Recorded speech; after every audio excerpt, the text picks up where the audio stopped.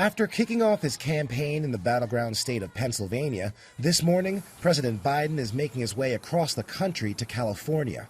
He'll first travel to Palo Alto in the Bay Area for a mix of campaign fundraisers and official business, highlighting the urgency of taking bold action on the climate.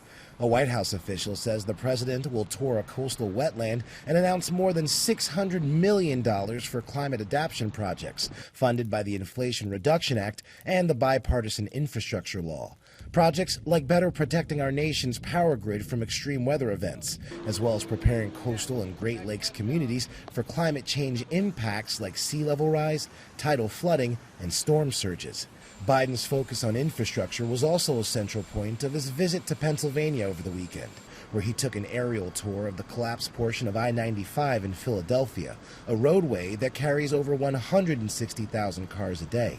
There's no more important project right now in the country. Pennsylvania Governor Josh Shapiro says a temporary fix to the span is coming much quicker than expected. We will have I-95 reopen within the next 2 weeks. Meanwhile, in the race for the White House, Republicans continue to attack former President Donald Trump's legal exposure. In a recent interview, Republican presidential candidate Christie criticizing Trump's conduct.